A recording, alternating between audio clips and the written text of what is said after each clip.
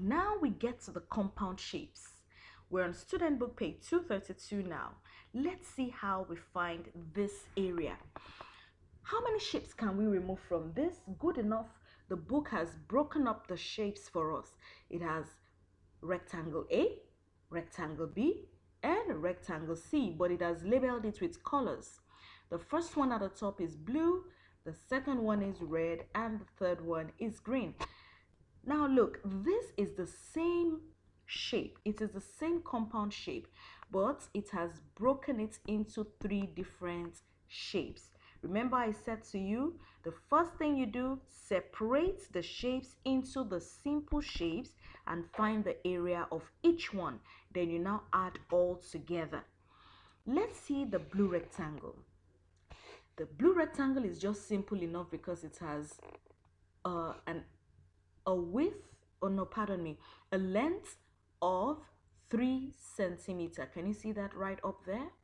Yeah, 3 centimeter. And the width is 2 centimeter. So here is our width, our length, and our width. So we just simply have 3 multiplied by 2, and that's 6. We've solved the first area. The second one now, the red rectangle. For the red rectangle, look at our width here. Our width is 3 centimeter. So simple, it's just 3 centimeter. Now, but for the length, did you see the arrow that just came in? Where you have 4 centimeter? Good. That is not the full length of the red rectangle. We still have like 2 stretches more to make. So let's make the first stretch. Look, what do we have there?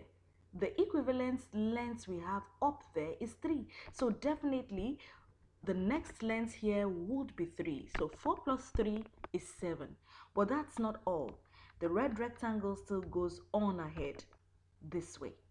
So what do we have from here to here? The corresponding opposite length is 3 centimeter. Look down at the third rectangle. At the bottom of the shape, can you see that? 3 centimeters. All right, so that's the corresponding one. Now we have 4, we have 3, and we have another 3. So if we add the 3 together, what do we have? 10. So that means the length of our rectangle, the red one, is 10, and the width is 3. So how do we find the area? 10 multiplied by 3, 30. Let's see the green rectangle. For the green rectangle, our length, is 3 centimeters. Just right there at the bottom of the shape. 3 centimeter. What about the width? How do we find the width? Now the width for the side of rectangle C, or the green rectangle, is 5. And there is an excess. Of course, you know there is an excess because our green rectangle doesn't stretch up to that extent. So we take off the excess. Where is the excess? The excess is from the red rectangle. That's 3 centimeter on the red rectangle. So 5 minus 3 will be 2. 3 is the length and 5 minus 3 is our width. This just indicates that we only need to find only this little portion. So we have 5 minus 3, and that's 2. So our green rectangle has 3 multiplied by 2. Yeah, 3 multiplied by 2, and we have 6 centimeter. Now let's find the total area. You do the calculation and let's see.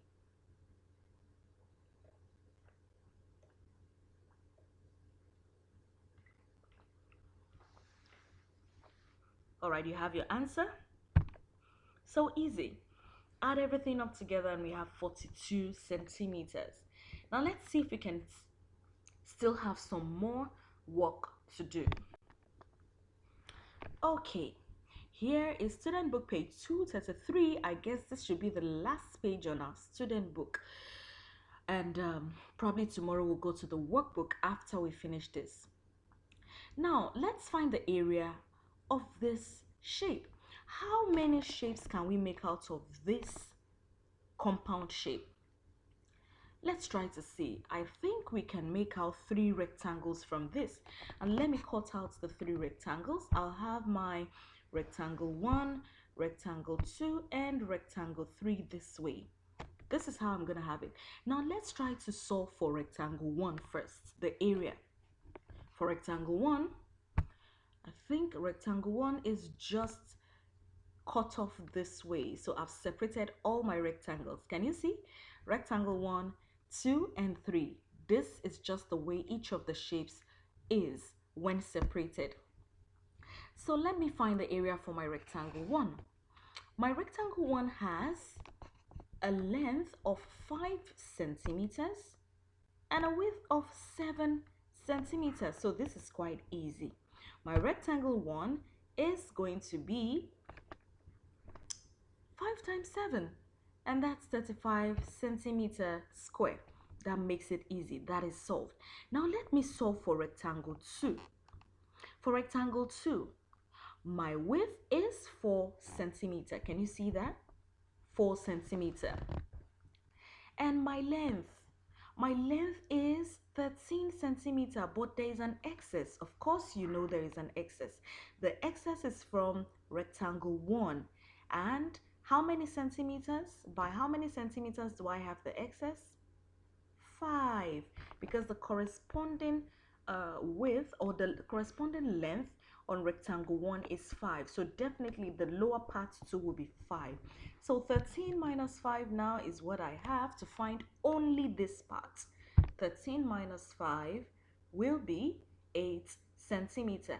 And since I have my width already, my width is 4 centimeter. So how do I find now my area? 8 multiplied by 4 is 32 centimeter square. Now let's solve for rectangle 3.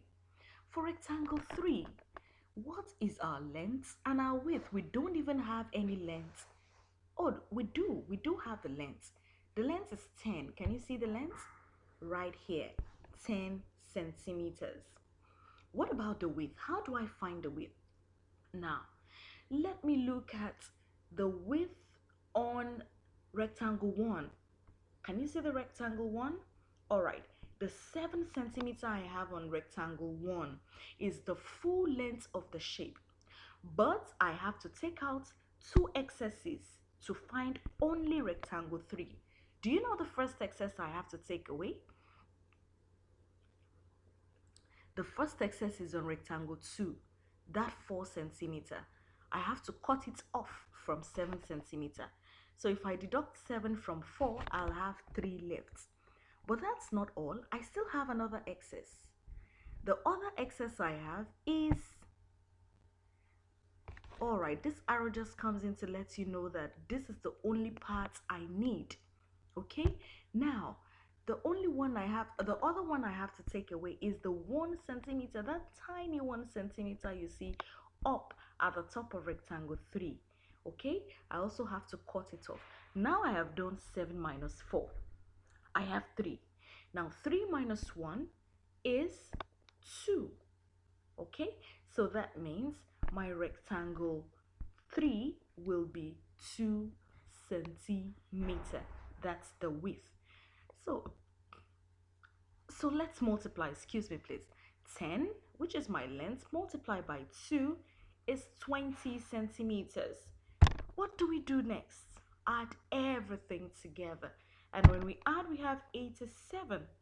What's the total area? 87 centimeters square. Quite easy.